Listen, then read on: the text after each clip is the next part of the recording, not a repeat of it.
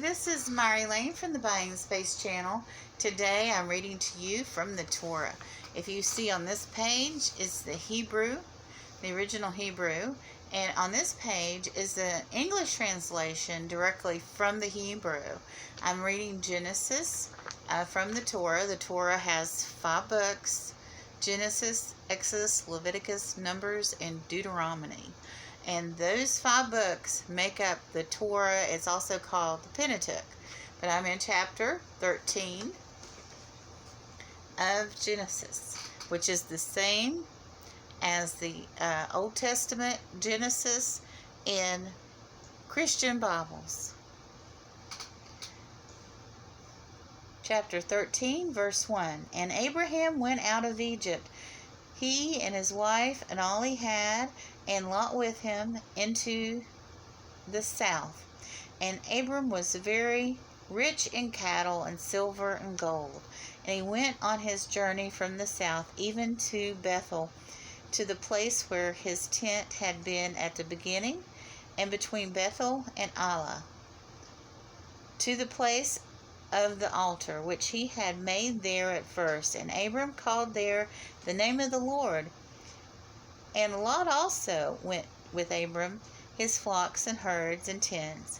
And the land was not able to bear them, that they might dwell together, for their substance was great, so they could not dwell together. And there arose a strife between the herdsmen of Abram's cattle and the herdsmen of Lot's cattle. And the Canaanite and Perizzite dwelled then in the land. And Abraham said to Lot, Let there be no strife, I pray, between me and thee, and between thy herdsmen and thy herdsmen, for we are near relatives. It is not the whole land before thee. Separate thyself, I pray thee, from me, and go wilt the left hand, and I will go to the right. Or if thou take the right hand, I will go to the left. And Lot lifted up his eyes, and behold all the plain of Jordan, and it was well watered everywhere, before the Lord destroyed Sodom and Gomorrah. It was like the garden of the Lord, like the land of Egypt, until thou comest near Zorah. Then Lot chose himself all the plain of Jordan, and Lot journeyed east, and separated himself the one from the other. They separated themselves one from the other. Abram dwelt in the land of Canaan, and Lot dwelt in the cities of the plain, and pitched his tents as far as Sodom. And now the men of Sodom were wicked and sinners before the Lord exceedingly. And the Lord said to Abram, after Lot was separated from him, Lift up now thine eyes, and look from the plains where thou art, north, westward, and southwestward, and eastward, and westward. For all the land which thou seest, to thee I will give it, and to thy seed forever. And I will make the seed as the dust of the earth, so that if man can number the dust of the earth, then shall thy seed be also numbered. Rise, walk through the land in the length of it, and in the breadth of it, for unto thee I give it. Then Abram pitched his tent, and came and dwelt in the grove of Mamre, which is in Haran, and he built there an altar unto the Lord. This is where Abraham, who's previously called Abram, is given or promised the lament. So Moses and the Jews, when they left Egypt, they knew that Father Abraham, their ancestor, had been promised the lament. Now, if you look at ISIL, the terrorist group, they're also known as ISIS. The last letter in ISIL means lament. So the terrorists, the extremist group, ISIL or ISIS, also think that they're promised of the lament, and it's a big geographical area. And I'll go ahead and try to get a picture of it for you at the next Torah reading to show you the area that both the Jews and the Muslims in ISIL feel like they're entitled to.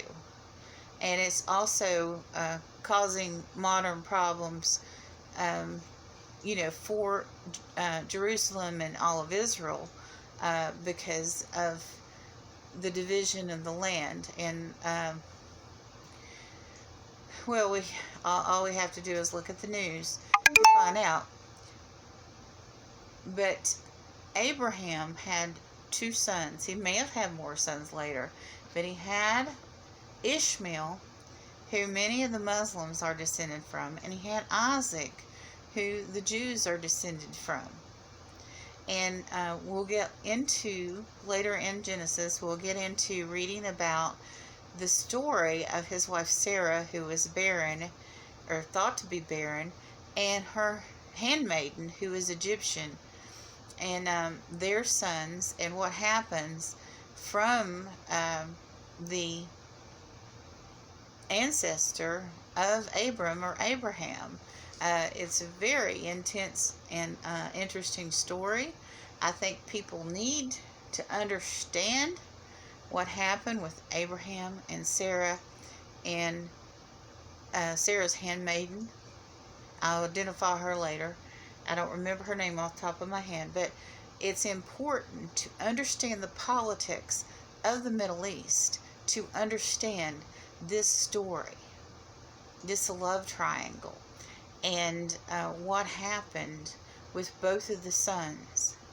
And I may also get a Quran and read passages from it, because you have to understand both sides of the story to understand the conflict there.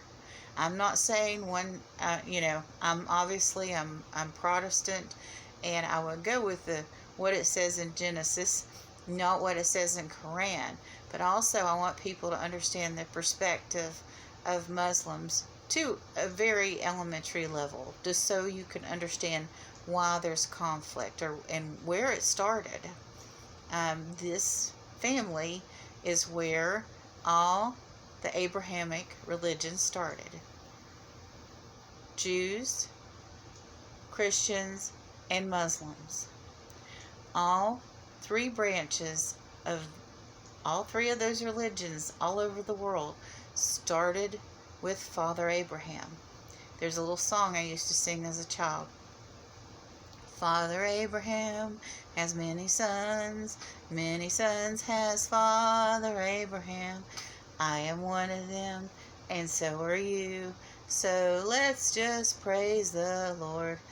And then the song gets into movement for the children.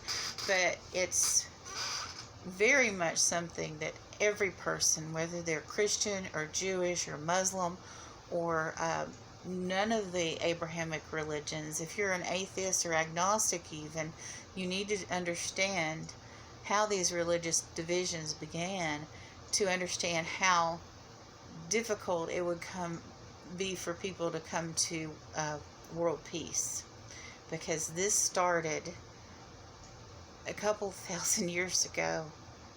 So anyway, next week I hope you will come and follow along with me and find out what happened with this family and understand the knowledge that I have. I don't say that I'm an expert on anything, and I hope I'm do my best not to offend any group, but of course I'm looking at this from a Protestant point of view and an American point of view. But I will try to be loving and kind to everyone. Have a good day.